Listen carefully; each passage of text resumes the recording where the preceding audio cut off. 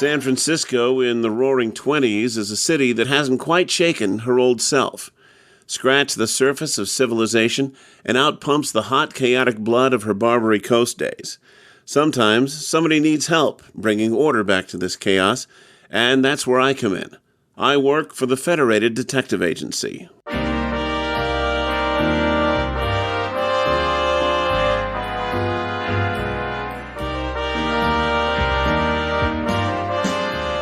'63 Audio presents Adventures of the Federated Tec, created by Pete Lutz and Mark Slade, and dramatized from stories by Dashiell Hammett.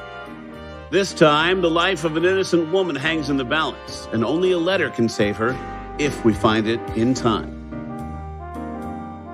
Tonight's story, Zigzags of Treachery, Part 2, adapted for audio by Pete Lutz.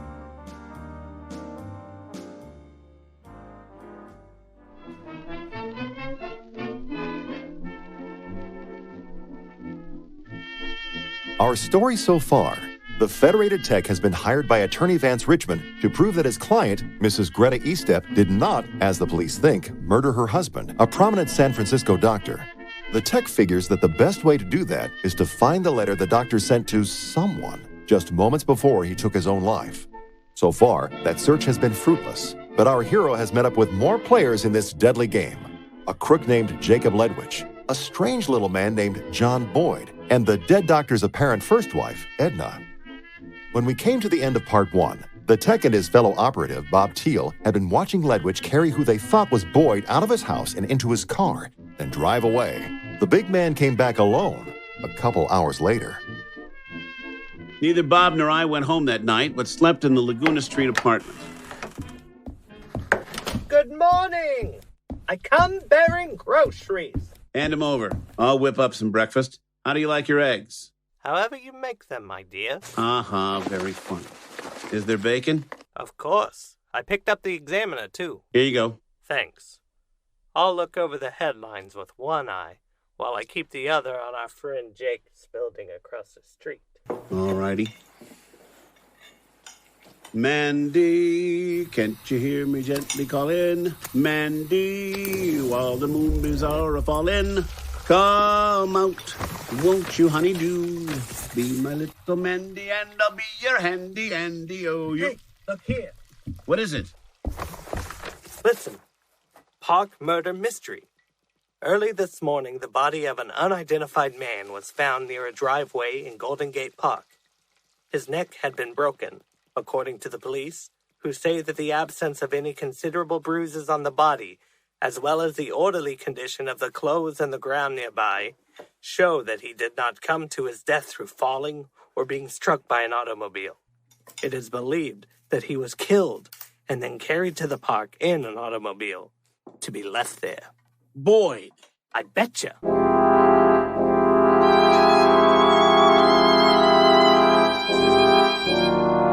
And at the morgue, a very little while later, we learned that we were correct. The dead man was John Boyd.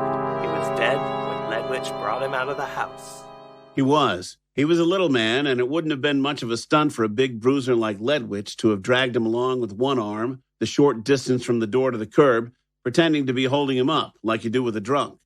Let's go over to the Hall of Justice and see what the police have on it, if anything. Ogar, this dead man found in the park. Know anything about him? Well, hello to you, too. Not a damned thing except that he's dead. How'd you like to know who he was last seen with?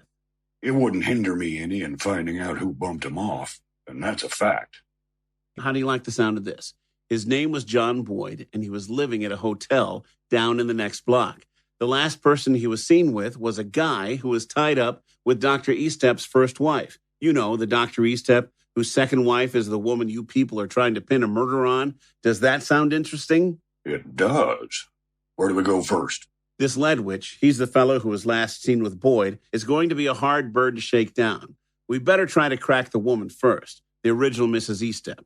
There's a chance that Boyd was a pal of hers, and in that case, when she finds out that LEDWICH rubbed him out, she may open up and spill the works to us. On the other hand, if she and LEDWICH are stacked up against Boyd together, then you might as well get her safely placed before you tie into him. Yeah. Good thought. Either way, I don't want to pull him in before night. I got a meet set up with him, and I want to try to rope him first. Where are you going, Bob? I'm going up and keep my eye on LEDWICH until you're ready for him. Good. Don't let him get out of town on us. If he tries to blow, have him chucked in the can. Where's this ESTEP dame camped at? The Montgomery. Dick Foley's been keeping tabs on her.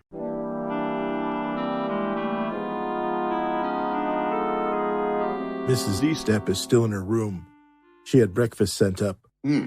What's she having? Shh. Well, I'm hungry. What about mail or phone calls? Nothing. No telegrams either. Okay, Dick. Good work. Know where STACEY is? His office. Good morning. Have a seat. What could I do for you, gentlemen? We're going up to talk to this ESTEP woman, and maybe we'll take her away with us. Will you send up a maid to find out whether she's up and dressed yet? We don't want to announce ourselves ahead of time, and we don't want to burst in on her while she's in bed or only partly dressed. Certainly. I'll be back in a few minutes. Stay here, please. I'll have coffee sent in. I hope he sends Danish, too. STACEY kept us waiting about 15 minutes and then told us that Mrs. ESTEP was up and dressed. We went up to her room, taking the maid with us. What is it? It's the maid. I just want to... You again? Haven't you bothered me enough? Ooh. From headquarters. We want to talk to you. Ogar flashed his buzzer and placed his foot where she couldn't slam the door on us. We started moving ahead then, so there was nothing for her to do but retreat into the room, admitting us, which she did with no pretense of graciousness. What is the meaning of this? How dare you storm in here? Mrs. ESTEP, why did Jake LEDWICH kill John Boyd? Why did... what? What? Exactly. Why did Jake kill him last night in his flat and then take his body to the park and leave him? The ESTEP woman was saying anything she could think of to buy time, so I wasn't paying attention to her words. Her face told me the story I wanted to hear. Alarm at LEDWICH's name, fear at the word kill, but the name John Boyd brought only bewilderment. This is absurd. The idea of your coming in here and breaking down my door. I'm a peace-loving woman. These expressions weren't as plain as billboards, you understand, but they were there to be read by anyone who had ever played poker, either with cards or with people. What I gathered from her face was that Boyd hadn't been teamed up with her, and that, though she knew LEDWICH had killed somebody at some time, it wasn't Boyd and it wasn't last night. It couldn't have been Dr. ESTEP. Who, then, had LEDWICH killed before Boyd? These things are flitting through my head while Mrs. ESTEP is saying, Land's sakes! Why, the very idea of the two of you pushing in this way with your badges and your guns. The words had been fairly sizzling from between her hard lips, but the words themselves didn't mean anything. She was talking for time, talking while she tried to hit upon the safest attitude to assume. And before we could head her off, she had hit upon it. Silence. Mrs. ESTEP. Mrs. ESTEP. We got not another word out of her, and that, when it comes down to it, is the only way in the world to beat the grilling game. The average suspect tries to talk himself out of being arrested, and it doesn't matter how shrewd a man is or how good a liar. If he'll talk to you and you play your cards right, you can hook him, can make him help you convict him. But if he won't talk, you can't do a thing with him. And that's how it was with this woman. 3 hours of it, sir. 3 beautiful hours of it we gave her, Ogar and me, without rest. Yes. We stormed, we cajoled, we threatened, and at times I think we danced, but it was no go. Mrs. Edna ESTEP strikes me as a smart woman. Yeah, she's smart all right, and stubborn. Any advice? What does Sergeant Ogar wish to do? Well, we're still in her room at the Montgomery, and he wants to take her down to the hall. We don't have anything on her, but we can't afford to have her running around loose before we nail LEDWICH. Sergeant Ogar is also wise. You searched her room previously, did you not? The other day, yes, while she was out. Just a quick look in case she came back. You might want to wish to return after taking the lady to the Hall of Justice and do a more thorough search. It seems you'll have ample time under the circumstances. Will do. Thanks. At the hall, we didn't book Edna ESTEP, but simply held her as a material witness, putting her in an office with a matron and one of Ogar's men, who were to see what they could do with her while we went after LEDWICH. We'd had her frisked as soon as we reached the hall, of course, and as expected, she hadn't a thing of importance on her. Then Ogar and I went back to the Montgomery and gave her room a thorough overhauling. And found... Nothing. Are you sure you know what you're talking about? It's going to be a pretty joke on somebody if you're mistaken. Come on, let's go. I'll meet you at 6:30 and we'll go up against LEDWICH. Okay. What are you doing in the meantime? Heading over to update my client, Mr. Richmond.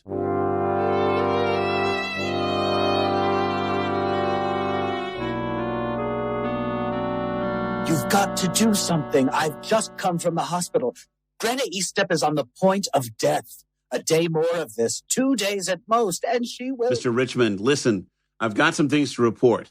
I swiftly gave Richmond an account of the day's happenings and what I expected or hoped to make out of them. But he received the news without brightening and shook his head hopelessly. But don't you see that won't do? All that's no good.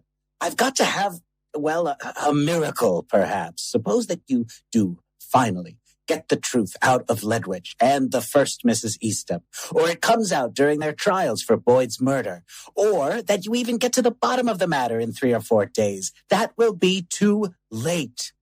If I can go to Greta and tell her she's free now, she may pull herself together and come through.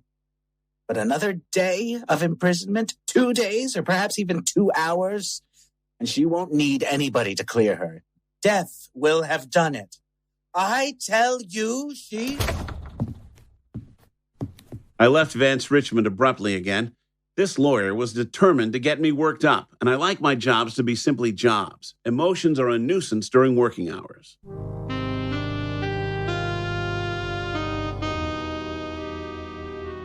At 6:45 that evening, with Ogar down the street and with me back in my shabby duds from the day before, I rang Jacob LEDWICH's bell.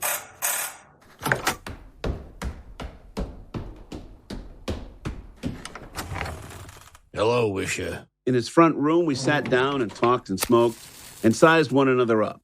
He seemed a little nervous. I think he would have been just as happy if I had forgotten to show up. About this job you mentioned?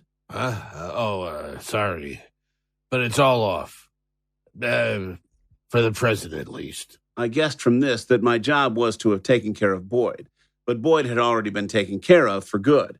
Now he was trying not to appear too anxious to get rid of me, and I was cautiously feeling him out. Want a drink? I got some Canadian stuff. Sure. Well, here's how. Getting the sense that we were getting nowhere, I said, Jake, you took a big chance putting that guy out of the way like you did last night. I'd meant to stir things up, and I succeeded. A gun came out of his coat. Firing from my pocket, I shot it out of his hand. Ah! Now behave.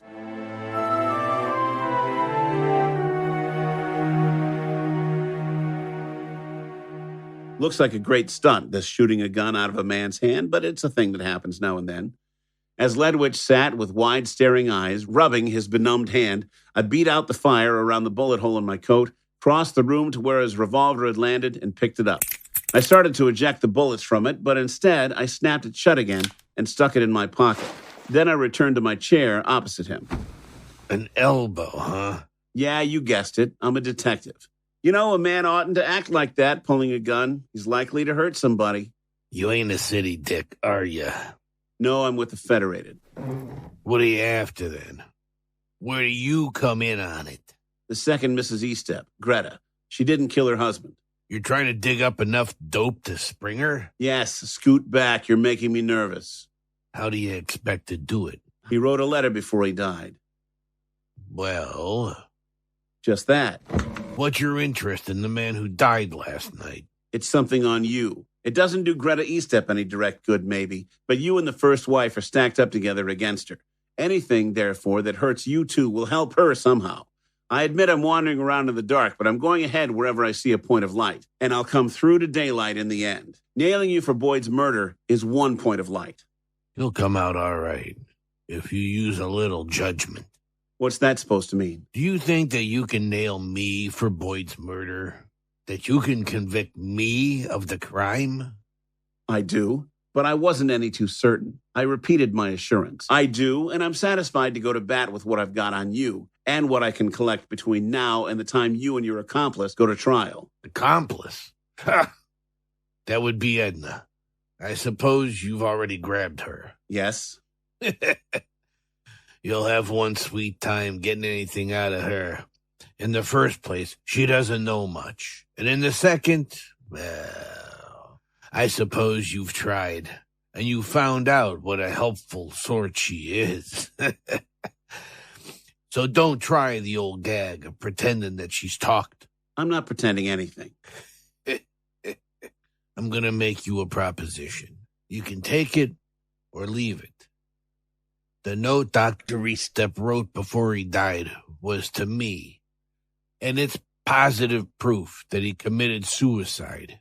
Give me a chance to get away, just a chance, a half-hour start, and I'll give you my word of honor to send you the letter. I know I can trust you. I'll trust you then. I'll turn the note over to you if you'll give me your word that I'm to have a half an hour start. For what? Why shouldn't I take both you and the note? If you can get it. Do I look like I'm some kind of sap who'd leave the note where it would be found? Do you think it's here in the flat, maybe?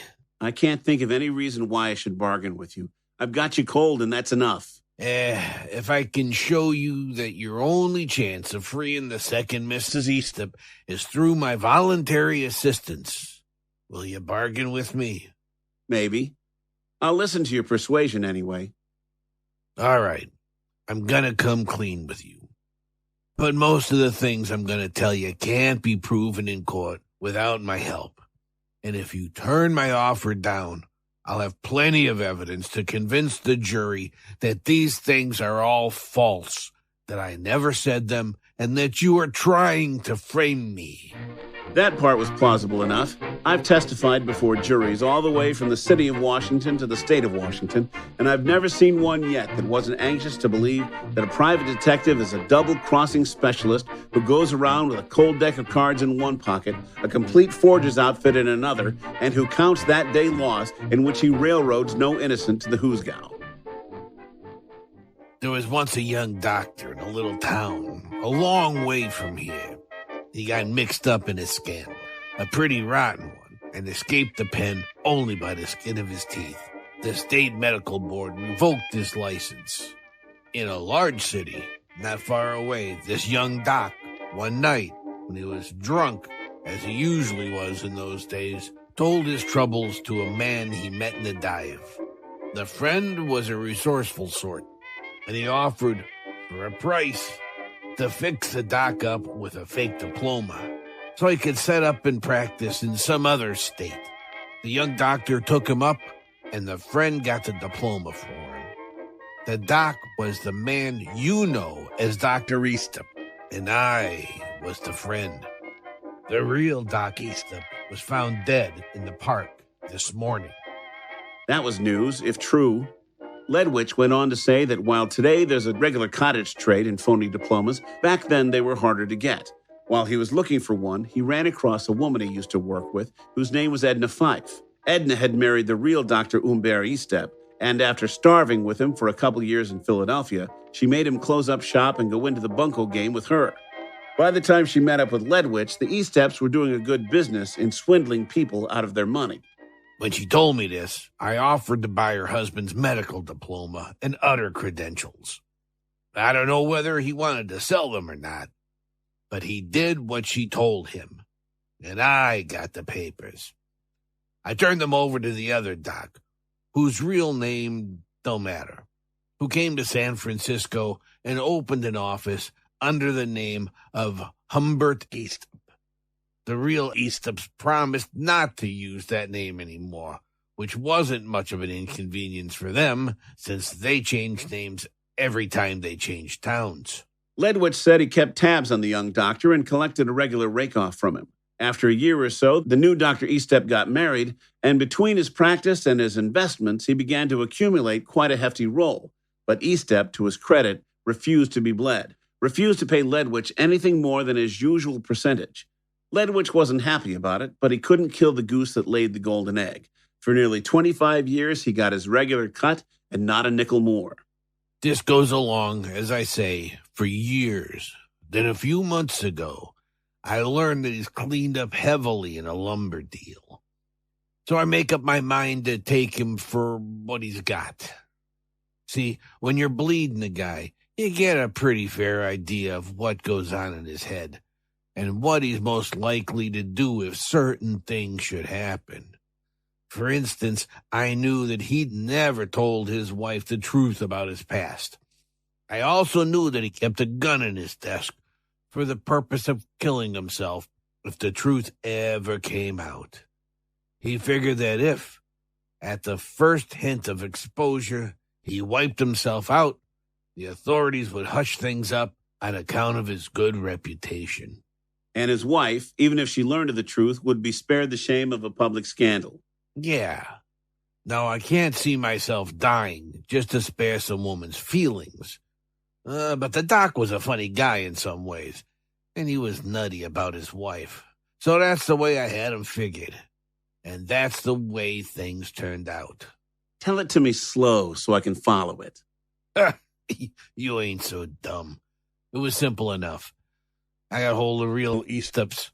It took a lot of hunting, but I found them at last. I brought Edna to Frisco and told the man to stay away. Everything would have gone fine if he'd done what I told him. But he was afraid that the woman and I was going to double-cross him. So he came here to keep an eye on us. But I didn't know that till you put the finger on him for me. Yeah. I drilled Edna until she was letter perfect in her part. Then I sent her to call on the doc. She asked him to perform an illegal operation on her daughter. He, of course, refused. Then she pleaded with him, loud enough for the nurse or whoever else was outside his office to hear. And when she raised her voice, she was careful to stick to words that could be interpreted the way we wanted them to. She ran off her end to perfection, leaving in tears. The nurse fell for it. Yeah, that Edna, she's a whiz. But then I sprung my other trick. On the day after her call, I had a forger friend of mine make a mock-up of the front page of the Evening Times. I substituted it for the actual front page and swapped it out for the doc's paper after the newsboy made his delivery.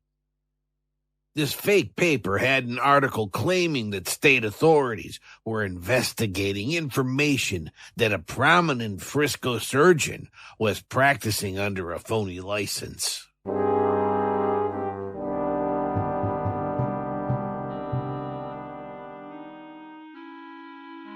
I was trying not to look too interested, but my ears were cocked for every word. At the start, I'd been prepared for a string of lies, but I knew now that LEDWICH was telling me the truth. Every syllable was a boast. He was fairly bloated with vanity, the vanity that fills the crook almost invariably after a little success and makes him ripe for the penitentiary. The doc read the paper, all right, and shot himself. But first, he wrote and mailed a note. To me. I didn't figure on his wife's being accused of killing him. That was plain luck. I figured that the fake piece of the paper would be overlooked in the excitement. Edna would then go forward claiming to be his first wife and his shooting himself after her first visit with what the nurse had overheard would make his death seem a confession that Edna was his wife. Though I can see it. Edna had really married an Umber ESTEP all those years ago, and the 27 years that had passed since then would do a lot to hide the fact that that Dr. Umber ESTEP wasn't this Dr. Umber ESTEP. The way it played out couldn't have been better. Everybody bought the idea that Edna was the legal wife. The next play would have been for Edna and the real wife to come to some sort of agreement about the estate, with Edna getting at least half of it. And nothing would be made public. But when the cops grabbed the doc's wife and charged her with his murder, I saw my way into the whole role. All you'd have to do was sit tight until she was convicted, and the courts would turn over everything to Edna. Because I had the only evidence that could free the doc's wife, the note he'd written me. When he read that fake piece in the paper, he tore it out, wrote his message to me across the face of it, and sent it to me. So the note is a dead giveaway. But I didn't have no intention of publishing it nohow. So, everything up to this point is like clockwork, right? Smooth as oil on water. Yeah, so that's the time naturally that the real ESTEP picks to gum up the works. Yep, your little friend who called himself John Boyd. Yeah, he shaved off his mustache, put on some old clothes, and come snooping around to see that Edna and I don't run out on him. As if he could have stopped us. After you put the finger on him for me, I brought him up here. I was going to salve him along until all the cards had been played. But we got to talking and wrangling, and I had to knock him down. He didn't get up, and I found out his neck was broken. There wasn't nothing for me to do except take him out to the park and leave him. You didn't tell Edna about it, did you? She seemed pretty surprised that a man named John Boyd had been killed. How would she have reacted if I'd said his real name? Well, she never had no use for him. But you can never tell how a woman will take things. I figure she'll stick, though, now that it's done. So what's the point of all this, Jake? So you'll know exactly what you're up against. Maybe you can prove that Edna wasn't the doc's wife. You can prove that I've been blackmailing him. But you can't prove that the doc's wife didn't believe that Edna was his real wife. It's her word against Edna's and mine. It all boils down to this. You can't free Greta ESTEP without my help. Turn me loose, and I'll give you the letter the doc wrote me. It's the goods right enough, in his own handwriting, written across the face of the phony newspaper story, which ought to fit the torn place in the paper the police are supposed to be holding. And he wrote that he was going to kill himself, in words almost that plain. That would turn the trick, no doubt. But don't make me laugh. I'm going to put you away and free Greta ESTEP both. Yeah, go ahead and try it. You're up against it without the letter, and you'll never find it. LEDWICH was right. His scheme, that cold-blooded zigzag of treachery for everybody he'd dealt with, including Edna ESTEP, wasn't as airtight as he thought.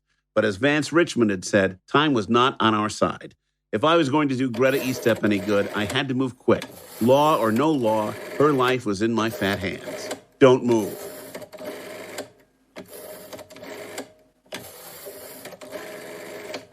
Mr. Richmond, it's me. How's Mrs. ESTEP?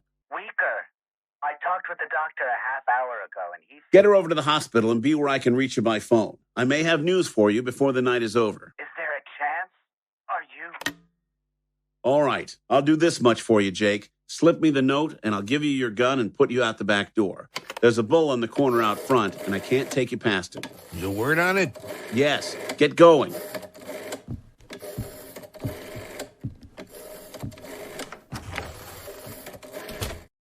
Yeah, it's Jake. Put a boy in a taxi with that envelope I gave you to hold for me, and send him out here right away. Yeah. There was nothing surprising about his unquestioning acceptance of my word. He couldn't afford to doubt that I'd play fair with him. And also, almost all successful bunco men come in time to believe that the world, except for themselves, is populated by a race of human sheep who may be trusted to conduct themselves with true sheep-like docility.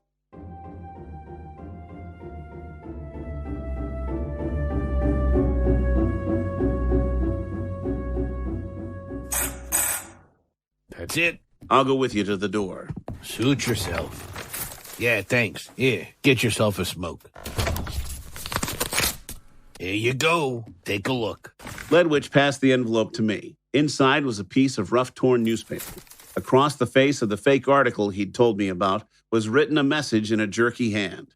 I wouldn't have suspected you, LEDWICH, of such stupidity. My last thought will be, this bullet that ends my life also ends your years of leisure. You'll have to go to work now, ESTEP. So the doctor had died game. I slipped the death note back into the envelope LEDWICH had given me and put them in my pocket. Then I went to the front window, flattening my cheek against the glass until I could see Ogar, dimly outlined in the night, patiently standing where I'd left him hours before. The city dick is still on the corner. Here's your gat. Take it and blow through the back door. Remember, that's all I'm offering you, the gun and a fair start. If you play square with me, I'll not do anything to help find you unless I have to keep myself in the clear. Fair enough. Listen, will you do me one favor I didn't put into the bargain? What is it? That note of the doc's is in an envelope with my handwriting, and maybe my fingerprints on it. Let me put it in a fresh envelope, will you? I don't want to leave a broader trail behind than I have to. Sure. He took a plain envelope from the table, wiped it carefully with his handkerchief, put the note in it, taking care not to touch it with the balls of his fingers, and passed it back to me. As I put it back in my pocket, I had a hard time to keep from grinning in his face. That fumbling with the handkerchief told me that the envelope in my pocket was empty, that the death note was in LEDWICH's possession, though I hadn't seen it pass there. He'd worked one of his bunco tricks on me. I snapped, "Beat it," to keep from laughing in his face. Yep, it's empty. He double-crossed me, all right. That wipes out our agreement. I leaped to the window, slid it wide open, and leaned out. Ogar saw me immediately. I swung my arm in a wide gesture toward the rear of the house, and he set off for the alley on a run. I dashed back through LEDWICH's flat to the kitchen and stuck my head out of an already open window. Hold it right there, LEDWICH. Police. You're not going to take me, copper.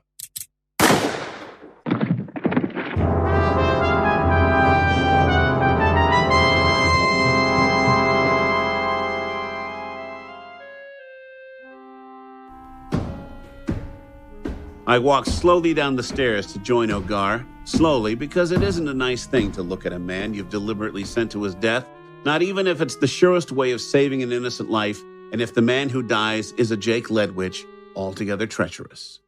How come? He got out on me. He must have. I stooped and searched the dead man's pocket until I found the suicide note, still crumpled in LEDWICH's handkerchief. Ogar was examining the dead man's revolver. Look it. Maybe this ain't my lucky day. He snapped at me once and his gun missed fire. No wonder. Somebody must have been using an axe on it. The firing pins broke clean off. Is that so? I asked, just as if I hadn't discovered, when I first picked the revolver up, that the bullet which had knocked it out of LEDWICH's hand had also rendered it harmless. All right, well, I've got to go make a telephone call.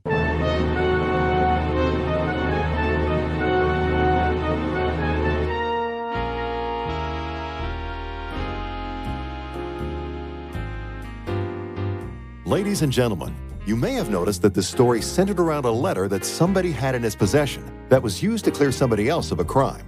Well, we feel it would be a crime not to show you a letter we have in our possession, which was written by our author himself to the editors of Black Mask magazine and published in the same issue in which this story appeared. Listeners, we are proud to present Mr. Dashiell Hammett. The 4 rules for shadowing what I gave in Zigzags are the first and last words on the subject. There are no other tricks to learn. Follow them, and once you get the hang of it, shadowing is the easiest of detective work, except perhaps to an extremely nervous man. You simply saunter along somewhere within sight of your subject, and barring bad breaks, the only thing that can make you lose him is over-anxiety on your own part. Even a clever criminal may be shadowed for weeks without suspecting it. I know one operative who shadowed a forger, a wily old hand, for more than 3 months without arousing his suspicion. I, myself, trailed one for 6 weeks, riding trains and making half a dozen small towns with him. And I'm not exactly inconspicuous, standing an inch or so over 6 feet. Back in the day, before I decided that there was more fun in writing about manhunting than in that manhunting, I wasn't especially fond of shadowing, though I had plenty of it to do. I worked under one superintendent who needed only the flimsiest of excuses to desert his desk and get out there on the street behind some suspect. Sincerely, Dashiell Hammett, San Francisco, California.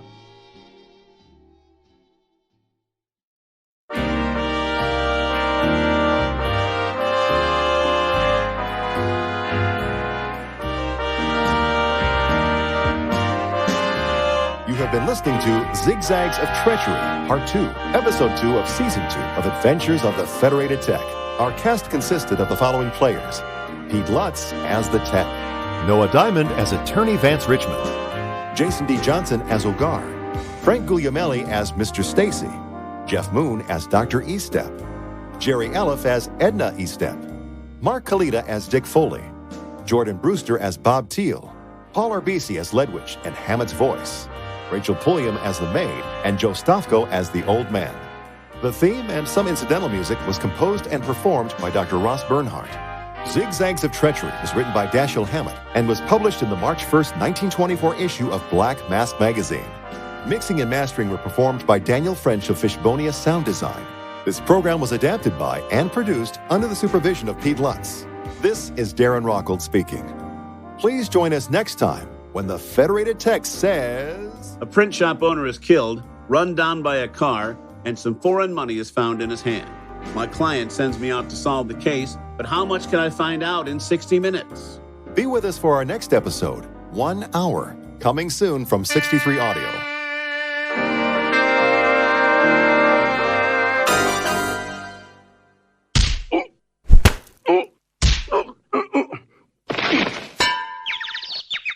Yeah, 63 Audio.